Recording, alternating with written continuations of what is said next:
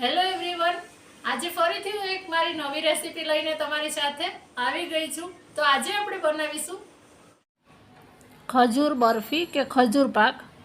તો આના માટે આપણે અત્યારે ખજૂર લીધો છે. આ મેં પોચો ઠળિયા કાઢી અને ખજૂર લીધો છે, જે આપણે ચટણી બનાવવા માટે કે ખજૂર પાક બનાવવા માટે લેતા હોય છે. એ પોચો ખજૂર અત્યારે છે. હવે આપણે એક કઢાઈ લેવાની છે. કઢાઈ નોનસ્ટિક લીધી છે. નોનસ્ટિક હશે તો વધારે સારું પડશે, કારણ કે ચોટશે નહીં એટલા માટે.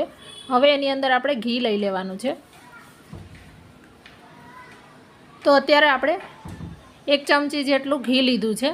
હવે આપણે આની અંદર ડ્રાયફ્રૂટ્સને રોસ્ટ કરવાના છે. તો એના માટે અત્યારે મેં 1 મુઠ્ઠી જેટલી બદામ લીધી છે અને બદામને આપણે આમાં સાતળવાની છે. બધા ડ્રાયફ્રૂટ્સ આની અંદર થોડાક સાતળીને લેશું એટલે ક્રંચ સરસ આવશે એનો, અને થોડી ફૂલેલી પણ દેખાય છે. આવી બદામ થોડી શેકાય અને ઉપરથી આ રીતે ફાટવા લાગે એટલે આ કાઢી લેવાની છે. હવે આપણી બદામ છે એ શેકાઈ ગઈ છે. ગેસની ફ્લેમ મીડિયમ જ રાખવાની અને આ બધી જ બદામ આપણે કાઢી લેશું. આ રીતની બરફી કે આવા સ્વીટ બહારથી લેવા જાય તો ખૂબ જ કોસ્ટલી આવતા હોય છે અને ઘરે એકદમ ઓછા ખર્ચે બની જતા હોય છે.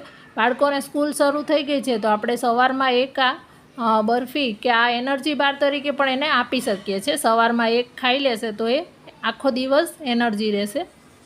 હવે આની અંદર મેં કાજુ લીધા છે. કાજુને પણ એ જ રીતે સાતળી લેવાના છે. કાજુ અત્યારે મેં એકમાંથી 2 આવી રીતે ફાડા કરી લીધા છે, કારણ કે આપણે આને કટ નથી કરવાના, આખા જ રાખવાના છે. એટલા માટે કાજુ પણ થોડા ગુલાબી જેવા થાય એટલે કાઢી લેવાના છે. કાજુ છે એ બહુ જલ્દી લાલ થઈ જશે, એટલે એને 1 થી 2 મિનિટ થોડાક જ સાતળી અને તરત જ કાઢી લેવાના છે. હવે આપણે આની અંદર પિસ્તા લઈ લેશું. ડ્રાયફ્રૂટ્સની ચોઈસ છે એ તમારા પ્રમાણે તમારે લઈ શકો છો. વધારે ઓછી, કોઈ વધારે ભાવતા હોય તો એ વધારે લઈ શકો છો, અથવા કોઈ ના ભાવતા હોય બાળકોને તો એ સ્કીપ પણ કરી શકો છો. હવે આની અંદર પિસ્તાને પણ થોડી વાર માટે સાતળી અને ત્યાર પછી એને પણ આપણે કાઢી લેવાના છે. આ રીતે ઘીમાં સાતળેલા ડ્રાયફ્રૂટ્સ એમને પણ ખાવામાં ખૂબ જ સરસ લાગે છે. ઉપર થોડું સંચળ અને મરી પાવડર છાંટી અને ડબ્બો ભરીને રાખીએ તો જ્યારે બાળકોને ભૂખ લાગે ત્યારે એમાંથી થોડા લઈ અને ગમે ત્યારે ખાઈ શકે છે. બીજું આડું અવળું પેકેટના ફૂડ ખાય એના કરતાં આ રીતનો નાસ્તો ખાય તો વધારે સારું. હવે આની અંદર જે ઘી છે એ તમે જોઈ શકો છો કે થોડુંક છે અને થોડું હજી આપણે આની અંદર લેશું. ફરીથી આપણે થોડું ઘી અંદર એડ કરી દઈએ છીએ. આગળ જરૂર લાગશે તો આપણે લેશું. અને હવે આપણો જે ઠળિયા કાઢેલો ખજૂર છે એ આની અંદર આપણે લઈ લેશું. અને ખજૂરને હવે આપણે ઘીની અંદર સાતળવાનો છે. તો ખજૂર છે એ જે પોચો ખજૂર આવે એ જ લેવાનો છે. આની અંદર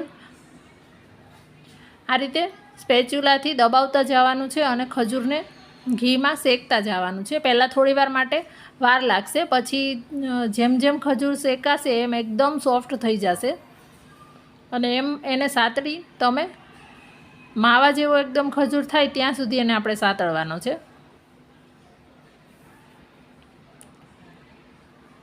ગેસની ફ્લેમ અત્યારે પણ મીડિયમ જ રાખવાની છે, બહુ ફાસ્ટ નથી કરી દેવાની, નહીંતર એ બળવા લાગશે.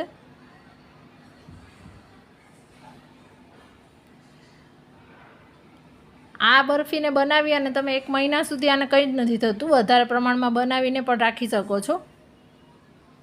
જો હવે આ રીતે એક સરખું એનું મિશ્રણનું બોલ તૈયાર થાય છે. એવી રીતે એક સરખું આ મિશ્રણ ભેગું થઈ જાય ત્યાં સુધી એને આપણે સાતળવાનું છે.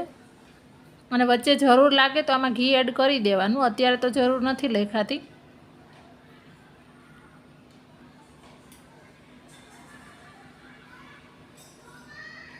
આ એકદમ એનર્જીવાળો છે. સવારે 1 ગ્લાસ દૂધ સાથે આપી શકો છો, અથવા તો બાળકોને લંચ બોક્સમાં પણ સાઈડમાં પણ તમે આપી શકો છો. સાંજે ભૂખ લાગે ત્યારે પણ આપી શકો છો અને ગમે ત્યારે તમે આ ખાઈ શકો છો બનાવીને. એક વખત રાખી લીધો હોય બનાવીને તો આપણે ગમે ત્યારે આપી શકીએ છીએ. ફરીથી આપણે થોડું ઘી લેવાનું છે, અડધી ચમચી જેટલું. આ શેકાઈ જાય પછી ઘી અત્યારે લેશું ને તો આનાથી શાઇન સરસ આવશે અને એકદમ બહાર જેવી જ સરસ શાઇની લાગશે. આમાં આ ઘીમાં ફોલ્ડ કરી દેવાનું છે. આ ચોટશે તો ખરા જ, પણ આ રીતે મિશ્રણ એક સરખું ગોળો એક તૈયાર થઈ જાય ત્યાં સુધી એને શેકવાનું છે. એટલું શેકાય પછી ઘી એડ કરવાનું છે, કારણ કે ખજૂર છે એકદમ સોફ્ટ થતો જશે એટલે ચોટશે ખરો. આની અંદર અત્યારે આપણે માવો એવું કંઈ જ એડ નથી કરતા. તમારે જો એડ કરવું હોય તો તમે કરી શકો છો, પણ પછી એની સેલ્ફ લાઈફ થોડી ઓછી થઈ જશે અને એને ફ્રીઝમાં સ્ટોર કરવો પડશે. આ રીતનો આ માવા કે કંઈ જ એડ કર્યા વગર આ ખજૂર પાક બનાવીને તમે એક વખત રાખી દેશો ને તો આને 1 મહિના સુધી તો કંઈ જ નહીં થાય. અને આ એકદમ સોફ્ટ હવે આ મિશ્રણ આપણું જો તમે તૈયાર થઈ ગયું છે. હવે અત્યારે આ સ્ટેજ પર આની અંદર આપણા જે ડ્રાયફ્રૂટ્સ છે શેકેલા એ આપણે લઈ લેશું. તો ડ્રાયફ્રૂટ્સ છે એ ઉપરથી ગાર્નિશિંગ માટે થોડાક રહેવા દેશું અને બાકીના બધા છે એ આની અંદર આપણે લઈ લેશું. અને અત્યારે આપણે આખા જ લીધા છે, કારણ કે આખા છે એ ચાવવામાં પણ આવશે અને લુકમાં પણ સરસ લાગશે. જો તમારે કટ કરીને લેવા હોય, આટલા મોટા ના ખાય બાળકો, તો કટ કરીને પણ લઈ શકો છો. હવે આની અંદર ડ્રાયફ્રૂટ્સને બરાબર આ મિશ્રણની અંદર મિક્સ કરી લેવાનું છે.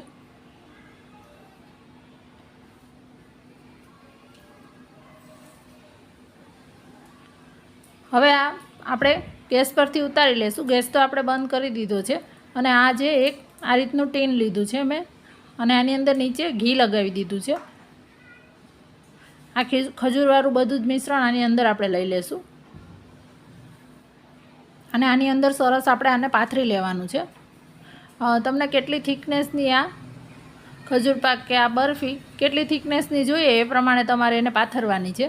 અત્યારે આપણે થોડું અડધામાં રાખી છે અને ઉપરથી ફરીથી થોડું ઘી એડ કરી અને આ રીતે ચમચાની મદદથી એકદમ સરસ એને લીસું કરી લેવાનું છે કે જેથી એ એકદમ શાઇની થઈ જશે અને એનું લેવલ પણ એક સરખું કરી લેવાનું છે. હવે આપણે જે આપણા બીજા ઉપરથી થોડા ડ્રાયફ્રૂટ્સ રાખ્યા છે બાકી, એ આ રીતે ઉપરથી લઈ લેવાના છે.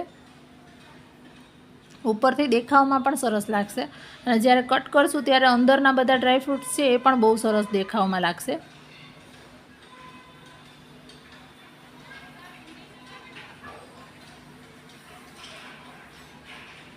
આ રીતે બધી જ સાઈડ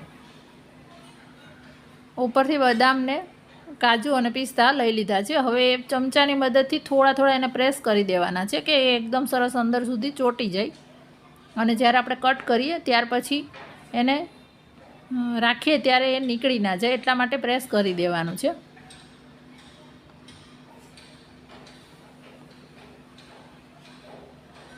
આ આપણું ટીન છે. હવે એને આપણે 1 થી 1.5 કલાક માટે ફ્રીઝની અંદર સેટ કરવા માટે મૂકવાનું છે. ફ્રીઝમાં સેટ થઈ ગયા પછી આ રીતે કડક થઈ જાય ત્યારે આપણે એને કાઢી અને કટ કરવાનું છે. તો આ રીતે એકદમ સરસ ધારવાળા ચાકુની મદદથી આમાં જ આ બરફીના શેપમાં આપણે અત્યારે કટ કરીએ છીએ. તમને પતલી અને લાંબી એનર્જી બાર કટ કરવી હોય તો તમે એ રીતે પણ કરી શકો છો, સ્ટીક જેવી. અત્યારે આપણે ચોરસ કટ કરીએ છીએ અને ડ્રાયફ્રૂટ્સ છે એટલે આને ફ્રીઝમાં સેટ પ્રોપર થાય પછી જ કટ કરવાની, નહીંતર પછી આ ડ્રાયફ્રૂટ્સ છે એના કારણે કટ સરખું નહીં થાય. એકદમ સરસ જામી જાય 1-2 કલાક પછી કટ કરશો તો એ સરસ થશે. આ રીતે જ આ બધી જ બરફીને કટ કરી અને આને સરસ હાથેથી કદાચ શેપ સરખો ના હોય તો એ કરી લેવાનો છે અને પછી આને બધી જ આ રીતે બહાર કાઢી અત્યારે આપણે એને સર્વ કરીશું. આને એરટાઇટ ડબ્બાની અંદર 1 મહિના સુધી સ્ટોર કરી શકાય છે અને બાળકોને સવારે નાસ્તામાં કે લંચ બોક્સમાં આપી શકાય છે. વિડીયો ગમ્યો હોય તો એક લાઈક જરૂરથી કરી દેજો અને મને તમારા રિવ્યૂઝ છે એ કોમેન્ટમાં લખવાનું ના ભૂલતા. અને ચેનલને હજી સુધી જો સબસ્ક્રાઈબ ના કરી હોય તો સબસ્ક્રાઈબ પણ કરી દેજો અને બાજુમાં જે બેલ આઇકોન છે એને પ્રેસ કરી દેજો કે જેથી નવા વિડીયોની નોટિફિકેશન તમને સૌથી પહેલાં મળી જાય. Thank you.